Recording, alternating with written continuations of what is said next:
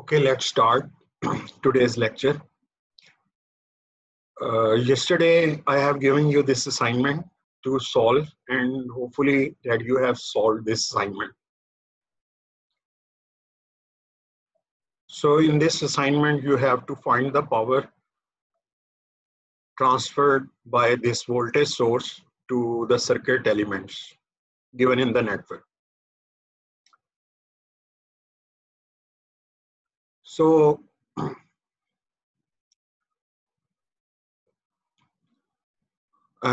also we have to find the maximum power transmitted to this resistor RL. And first we calculate the value of this RL, and then we find the maximum value of power transmitted to the resistor. So how to proceed? First we find the voltage across the resistor. So and find the Thevenin impedance of the network. So we withdraw the load resistor, and we have two parallel impedances, Z1 and Z2. Z1 is in fact is the series combination of this 8 ohm and J60 ohm impedance, and Z2 is in fact is the parallel combination of 90 ohm and minus J30 ohm. So we calculate the value of Z1 and Z2. So Z1 is given here and Z2 is given here. So we calculate the value of Z1 and Z2, and Z Thevenin is in fact is the Z1 parallel to Z2. So we calculate the value of Z Thev, which is 17.181 minus J 24.57. तो आपको पता है कि basically जो Z Thevenin है, इसमें जो हमारे पास जो रेजिस्टिव जो R Thev की वैल्यू है वो है 17.181 और X Thev की जो वैल्यू है वो है हमारे पास 24.57 और जो हमारी लोड रेजिस्टेंस है वो प्योरली रेजिस्टिव है. तो RL जो है वो is in fact is the absolute value of this Z Thev. तो absolute value कैसे निकालेंगे कि R Thev square minus X Thev square under root is the absolute value of Z Thev, which is in fact RL.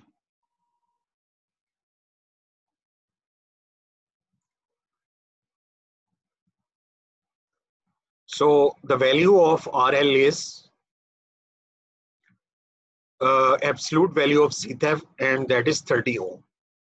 Next we calculate the V Thev, and V Thev is the voltage across the Z2, and we have applied the voltage divider rule to calculate the value of V Thev, and that is 13.5.98 at the angle of minus 31.91 degree, right? So at the next step we calculate the value of current transfer through this load resistor.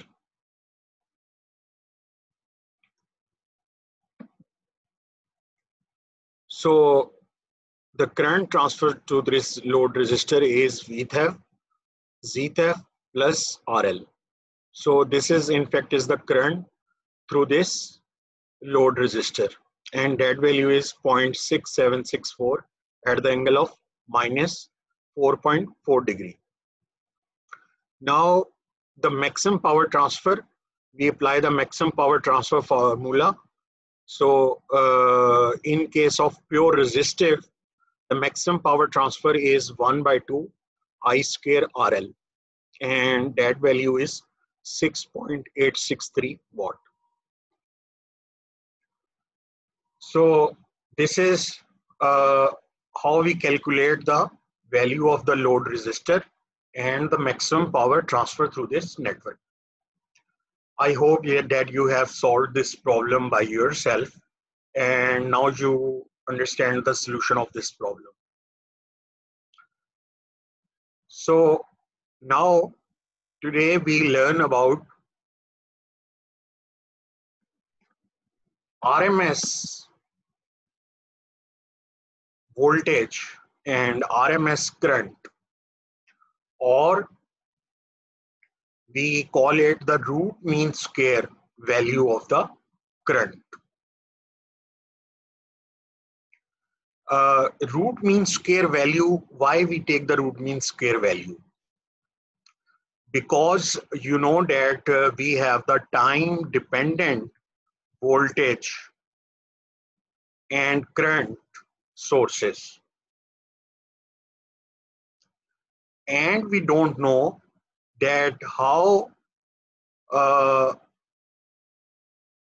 is the effective value of voltage or current transferred to the network, and we want to know this.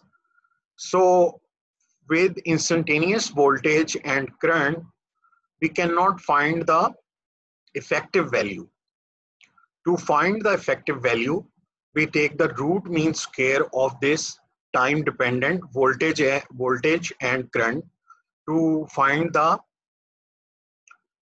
actual voltage transferred to the network. So this RMS value or effective value is in fact is the DC voltage, equivalent DC voltage or DC current supplied to the network. So in terms of AC, how much DC voltage or current will be transferred to the network? Or if we want to replace the AC source with the DC voltage or current source, then what will be the value of this DC voltage or current source? So to know this, we take the RMS of the time dependent voltage and current value, and we find the equivalent DC voltage and DC current value which can be replaced in the network as an equivalent. So in detail, we see the network. So in the network, we see that there is a voltage source which is time dependent, and it is supplying a time dependent current to a resistor, right? So its equivalent circuit in DC form will be an effective voltage source, which will supplying the effective value of the current to this resistor. In both these circuits, the power transfer to the resistor is same. But we want to know the process, that how we take the V effective value from this time dependent voltage source and the value of IF from this time dependent current value. So how can we take this? We see the mathematical relationship to find these values, and we solve some problems to learn this.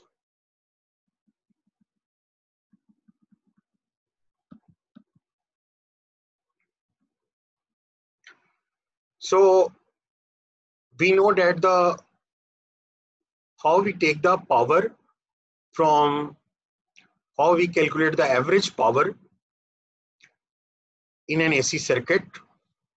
So this is the relationship, that we have the I square R, because I is time dependent, so we integrate it over a period duration and take it, average it over a period. So this will be 1 by t 0 to t I square dt, and R is constant. So this is the, in fact, is the power in the AC circuit. And how is the power in the DC circuit? We have the IF square R. So in previous course, circuit 1, you learned that we calculate the value of IF square R. Now we equate these two power relationships, that the power transfer in the AC network is equivalent to the power transfer in the DC network. So we take this value equal to this value when we equate these two relationships.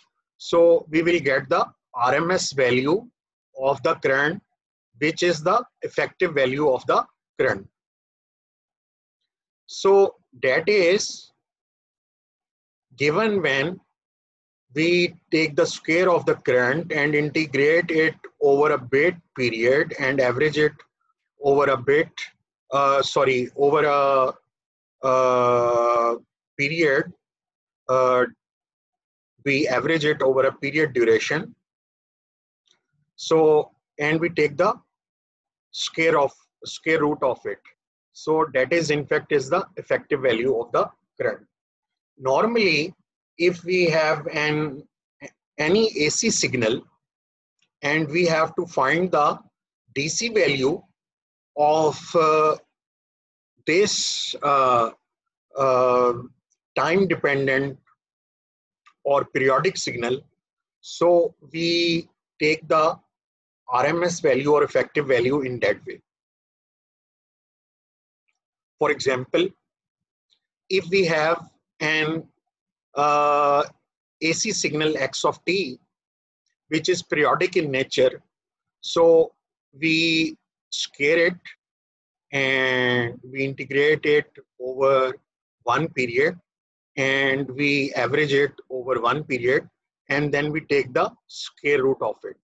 So in this way, we take the effective value or the RMS value of this periodic signal.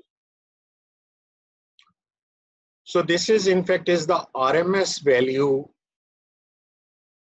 of the periodic signal transferring to the network.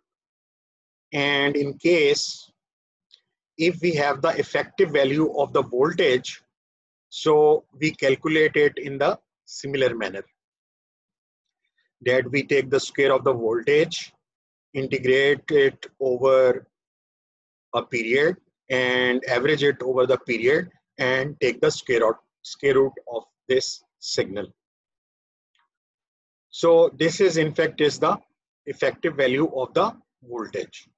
I hope now you are clear that how to calculate the effective value of the voltage applied to the circuit or the current drawn from this voltage source. We can also take the effective value of this current. And in both ways, we can calculate the power from a DC network, and we can also calculate the power from the AC circuit. In both ways, the power transfer is the same. Now we see some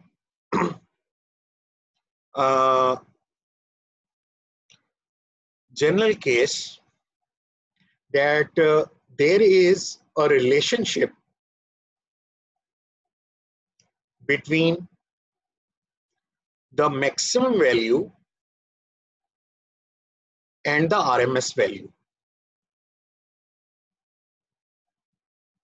right?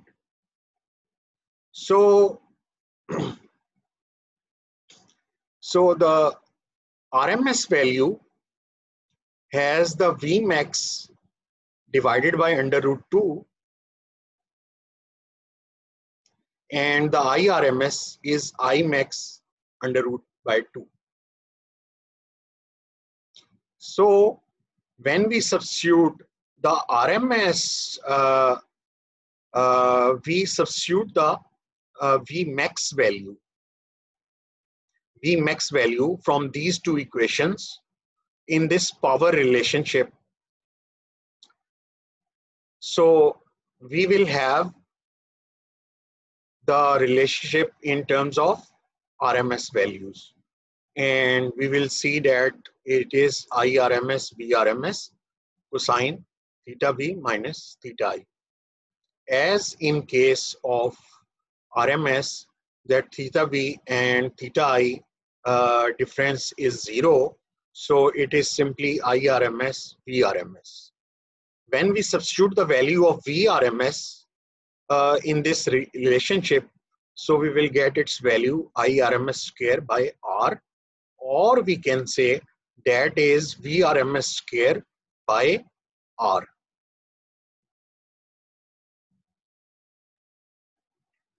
Right? So I hope you are clear about these equations.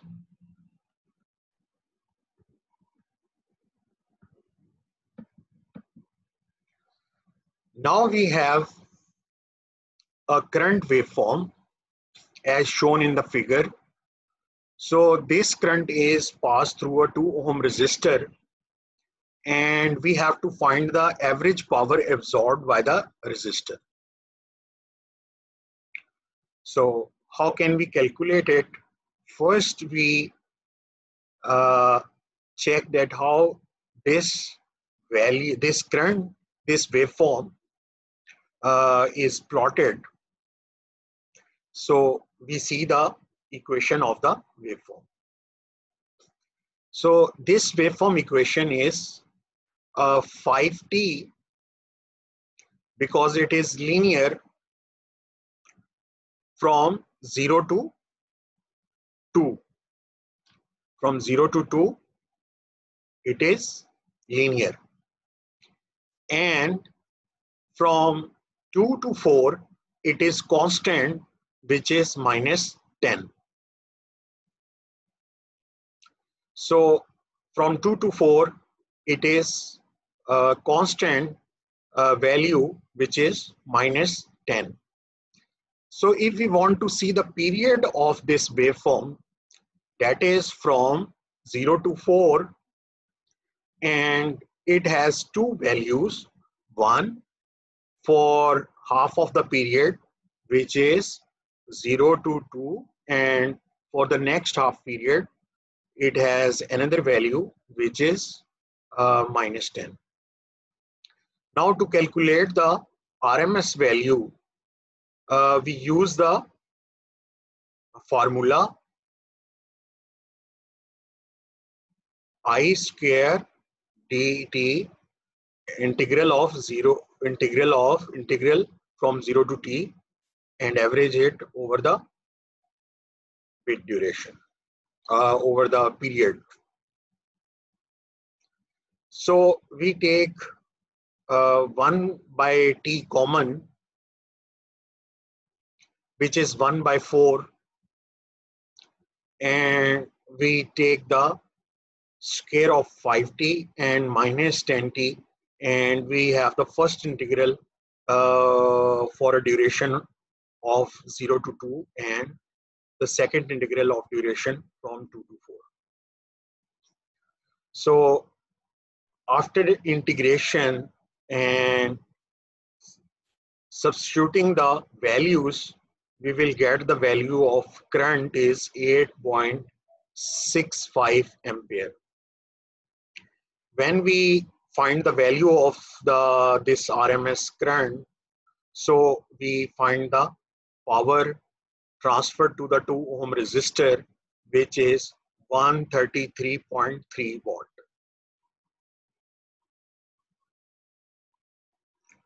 I hope that now you are able to find the power transfer by a specific periodic waveform through the network.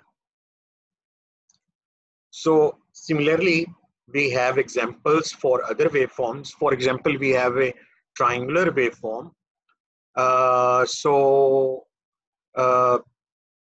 If this current waveform is supplying power to a 9 ohm resistor, so what will be the average power absorbed by the resistor? So again, we have to calculate the RMS value. So the RMS value of this is 2.309 ampere. So here it is worth mentioning that the slope of this is important, that its slope is from 0 to 1 is 40, and from 1 to 2 its slope is 8 minus 40.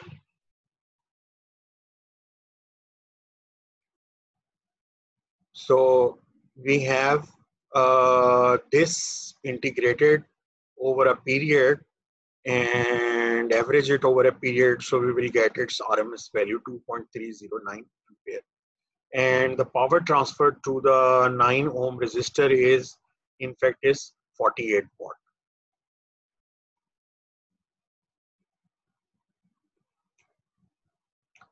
For a half sine wave, or this is called the full wave rectified sine wave. If this is supplied power to a 6 ohm resistor, so how much power is dissipated across 6 ohm resistor? So this is a voltage waveform. Again, we take the RMS value of the voltage. So its period is pi because it's a half sine waveform, and its amplitude is 8 and it's a sine t waveform. So we will take the integral and we will find the solution, which is 32, and the RMS is the under root of 32, which is 5.657 volt. When we have to find the power, so power is, in fact, is V RMS square by R. So that is 32 by 6, which is 5.33 watt. So this is, in fact, is an overview about the RMS voltage and RMS current, and how to calculate the power dissipated across a resistor connected with a periodic voltage or current source. First we calculate the RMS value of the voltage and current, and then we calculate the power dissipated across the resistor. Now we learn about another concept,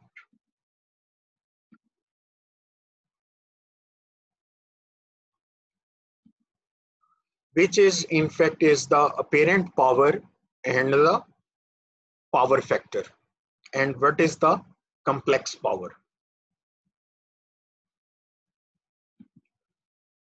So we know that this is the instantaneous voltage and current can be represented in this form, that we take the cosine signal as a reference, and we have the peak value of the voltage and the peak value of the current, which is the maximum value of the voltage and current waveforms.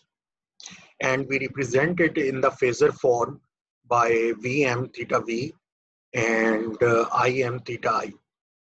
And the average power, we know that is equal to 1 by 2 Vm Im cosine theta V minus theta I.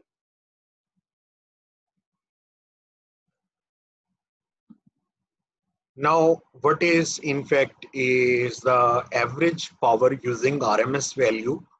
So the average power using this RMS value is V RMS, I RMS cosine theta b minus theta I. This is in fact Vrms Irms is in fact equal to S. So S apparent power is the product of Vrms Irms. And the power factor is in fact is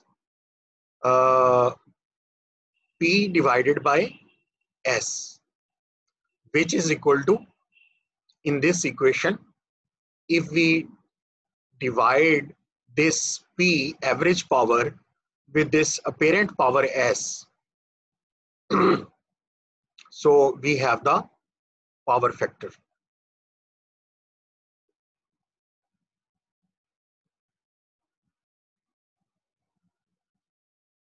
So I hope you are clear about this new concept. One is about the apparent power, and from the apparent power and average power, we can calculate the power factor, which is in fact is the average power divided by the apparent power. This is the power factor.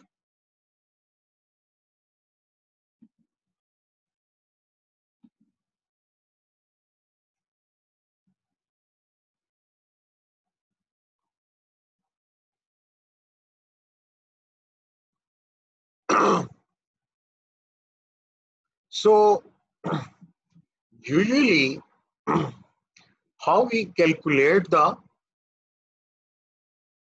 power in DC circuits? So that is very simple, that in DC circuits,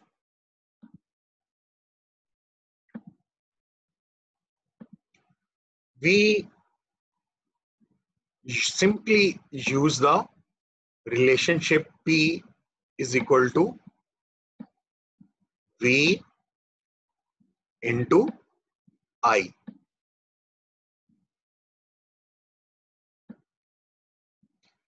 And if we know the units for this is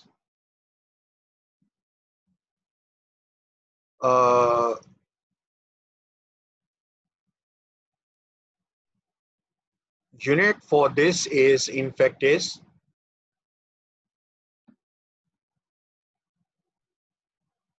watt, and the unit for this is in fact is volt ampere.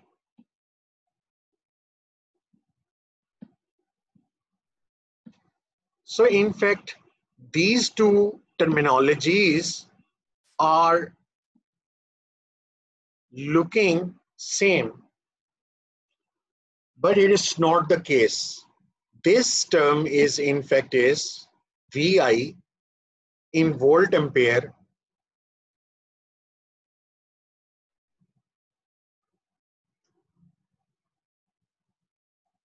is in fact is the apparent power S. And from this apparent power, we can calculate this real power. So this is real power and that is apparent power. Apparent power, that means that seems to supply, but in fact, what we are supplying is the real power. So we distinguish these two terms, the real power which is in watts and the apparent power which is in volt ampere. So these two terms are different. But in case of DC circuit, which is resistive, so we have these two quantities are somehow equal. In AC circuits, we have seen that the ratio of this real power and this apparent power S is in fact is equal to the power factor, which is in fact is the cosine of theta V minus theta I.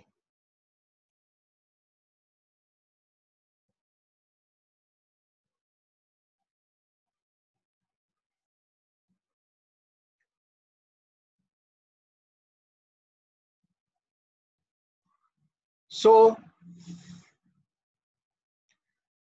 we can uh, have the uh, angle between this voltage and current phase, which is the phase difference, and the cosine of this is the power factor. Cosine of this is equal to the power factor. So we have seen here that the angle, that phase difference exists between the impedance of the network. In the impedance of the network, we have the same phase difference. So it is in fact is the cosine of this angle. And when we take the RMS value, so we have the same relationship.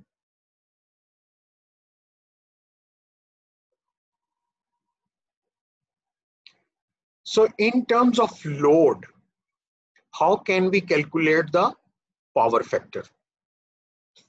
So we can regard it as the ratio of the real power dissipated in the load to the apparent power of the load.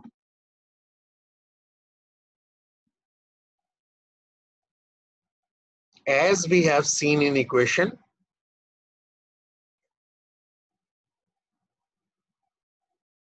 here by this relationship.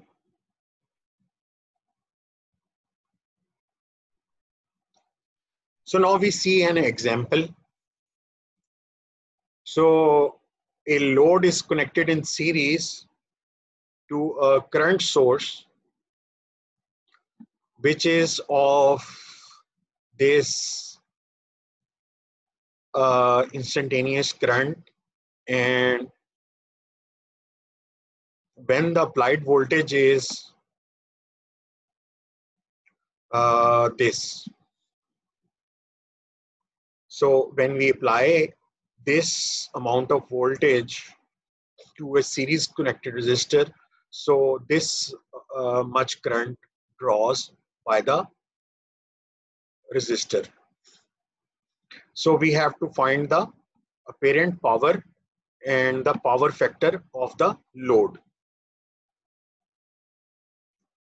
So simply we have the S value, VRMS, IRMS, which is 240 volt ampere. And the power factor we calculate is in fact is the cosine of the angle theta V and theta I, which is -20 and -10 degree. And this phase difference is -30 degree, or we take the cosine of -30 degree or cosine 30 degree, which is 0.866.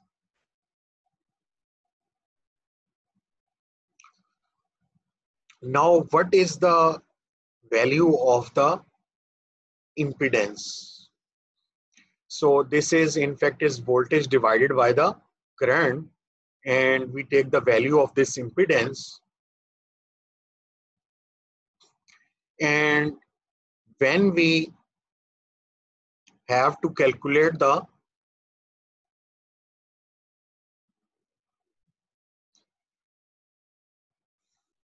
power factor of the load is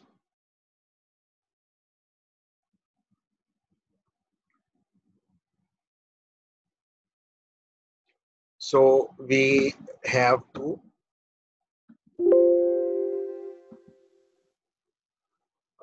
again take the cosine of the this angle minus 30, which is 0.866. It is worth notifying that if the phase difference is in negative, so we have the leading power factor. If we have the angle in positive, so we have the lagging power factor. So that means that the current is leading the voltage, or the current is lagging the voltage.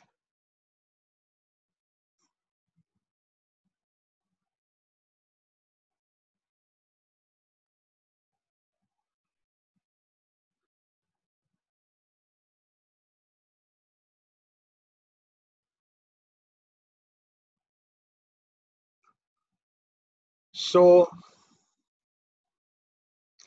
again we see here